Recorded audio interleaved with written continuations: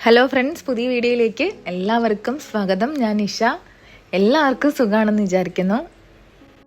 ഇന്ന് ഞാൻ സംസാരിക്കാൻ പോകുന്നത് നമ്മുടെ എല്ലാവരുടെയും ജീവിതത്തിലെ വളരെ പ്രധാനപ്പെട്ട എന്നാൽ പലപ്പോഴും നമ്മളെ വല്ലാതെ കുഴപ്പിക്കുന്ന ഒരു വിഷയത്തെക്കുറിച്ചാണ്. അത് പണമാണ്. എനിക്ക് കിട്ടുന്ന മെസ്സേജുകളിൽ ഏറ്റവും കൂടുതലായി ആളുകൾ ചോദിക്കുന്ന ഒരു കാര്യമുണ്ട്.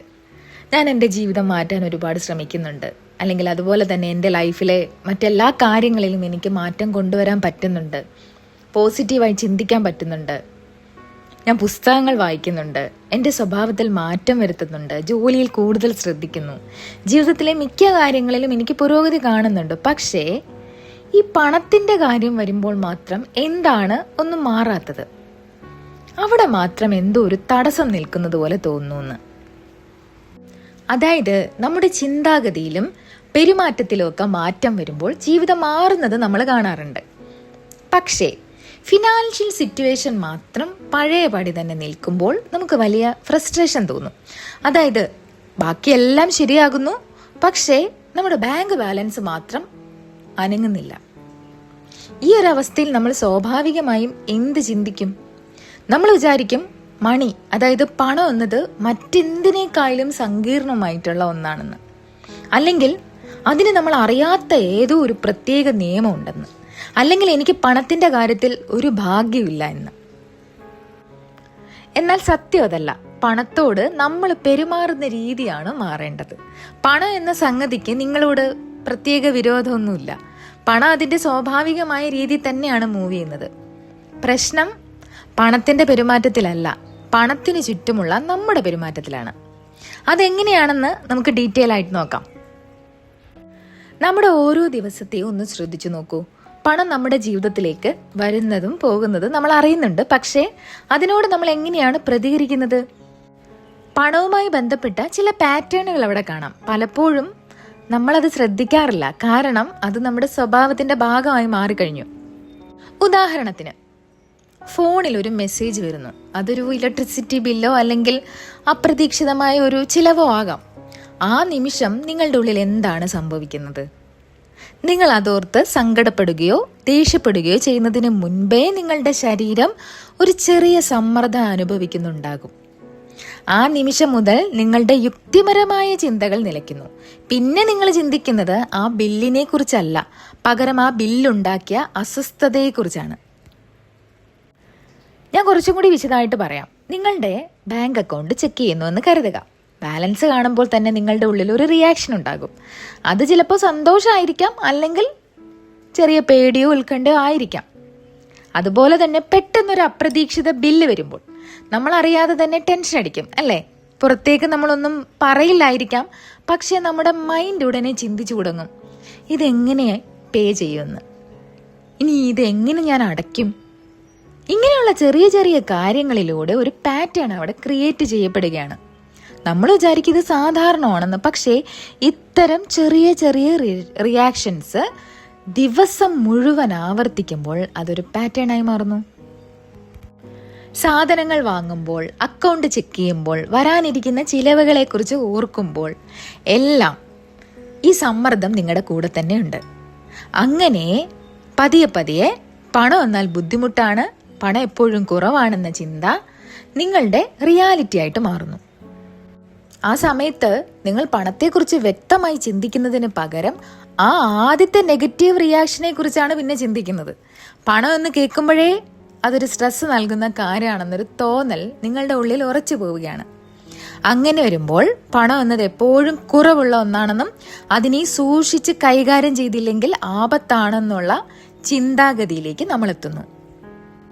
പലരും വിചാരിക്കുന്നത് കയ്യിലുള്ള പണത്തിന്റെ അളവാണ് നമ്മുടെ സമാധാനം തീരുമാനിക്കുന്നതെന്നാണ്. കൂടുതൽ പണം ഉണ്ടെങ്കിൽ സമാധാനം കൂടും, കുറവാണെങ്കിൽ കുറയും. ഇതാണല്ലോ പൊതുവായുള്ളൊരു ധാരണ. യഥാർത്ഥത്തിൽ നിങ്ങളുടെ കയ്യിലുള്ള പണത്തിന്റെ അളവല്ല നിങ്ങളുടെ ജീവിതത്തിലെ അനുഭവം തീരുമാനിക്കുന്നത്, മറിച്ച് പണത്തോട് നിങ്ങൾക്കുള്ള ബന്ധം, അതായത് റിലേഷൻഷിപ്പ് വിത്ത് മണി. ഇത് കേൾക്കുമ്പോൾ ചിലർക്ക് അത് അത്ഭുതം തോന്നാം.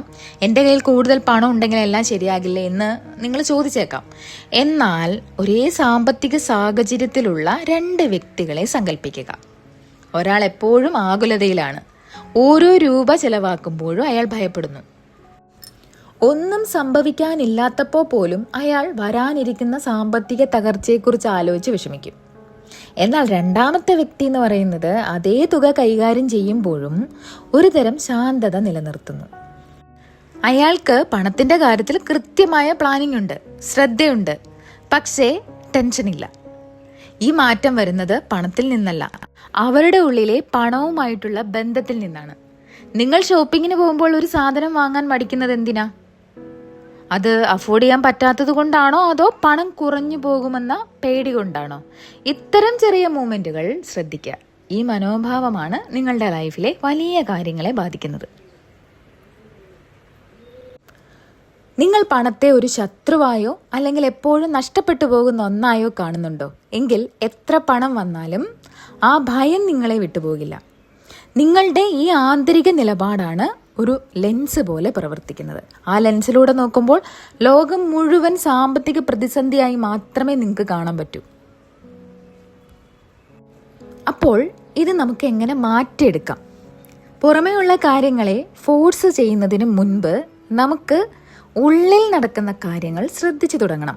പക്ഷേ ഭൂരിഭാഗം സമയത്തും നമ്മുടെ റിയാക്ഷനുകൾ ഓട്ടോമാറ്റിക്കായിട്ടാണ് നടക്കുന്നത്. നമ്മൾ പോലും അറിയാറില്ല. നമ്മൾ അറിയാതെ തന്നെ പല കാര്യങ്ങൾക്കും ടെൻഷൻ അടിച്ചു പോകും. ആദ്യത്തെ സ്റ്റെപ്പ് എന്നത് ഇതൊന്ന് ഒബ്സർവ് ചെയ്യുക എന്നതാണ്. അടുത്ത തവണ നിങ്ങളുടെ ബാങ്ക് അക്കൗണ്ട് നോക്കുമ്പോഴോ അല്ലെങ്കിൽ ഒരു പേയ്മെന്റ് നടത്തുമ്പോഴോ ഉള്ളിലുണ്ടാകുന്ന ആ ചെറിയ മാറ്റം ശ്രദ്ധിക്കുക. ആ ടെൻഷൻ വരുമ്പോൾ ഉടനെ അതിലേക്ക് വീണുപോകാതെ ഒരു നിമിഷം ഒന്ന് പോസ് ചെയ്യുക. അതായത് ഒരു നിമിഷം അവിടെ നിൽക്കുക. ആ ചെറിയ ഗ്യാപ്പ് വലിയ മാറ്റങ്ങൾ ഉണ്ടാക്കും.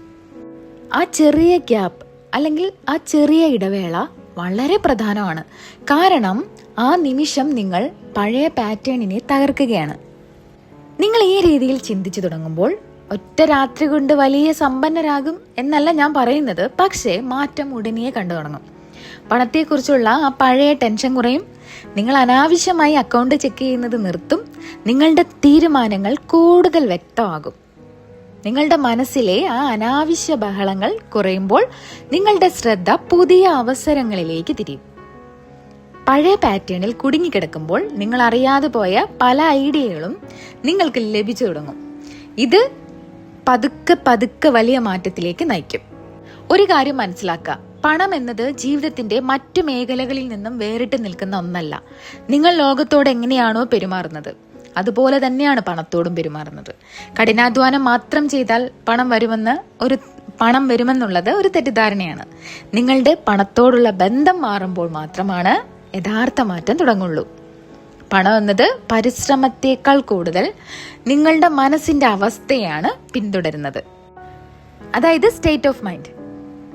ഇത് മനസ്സിലാക്കി കഴിഞ്ഞാൽ ജീവിതം വളരെ എളുപ്പമാകും. അപ്പോ നമ്മൾ ഇന്ന് സംസാരിച്ച കാര്യങ്ങൾ വളരെ ലളിതമാണ്, പക്ഷെ വളരെ ശക്തമാണ്. പണം നിങ്ങളുടെ ജീവിതത്തെ മാറ്റണമെങ്കിൽ ആദ്യം നിങ്ങൾ പണത്തെ കാണുന്ന രീതി മാറ്റണം. പണം കഠിനാധ്വാനത്തിന് പിന്നാലെ അല്ല പോകുന്നത്. അത് പോകുന്നത് ആർക്കാണോ അതിനെ ഭയമില്ലാതെ കൈകാര്യം ചെയ്യാൻ അറിയുന്നത് അവരുടെ അടുത്തേക്കാണ്. അപ്പോൾ ഈ വീഡിയോ നിങ്ങൾക്ക് ഉപകാരപ്പെട്ടു എന്ന് ഞാൻ വിശ്വസിക്കുന്നു. നിങ്ങളുടെ സാമ്പത്തിക മാറ്റത്തിന്റെ തുടക്കം ഇതാകട്ടെ. ഇത്രയും നേരം എൻ്റെ വീഡിയോ കണ്ട എല്ലാവർക്കും ഒരുപാട് നന്ദി. ഇനി അടുത്ത വീഡിയോയിൽ വീണ്ടും കാണാം. താങ്ക്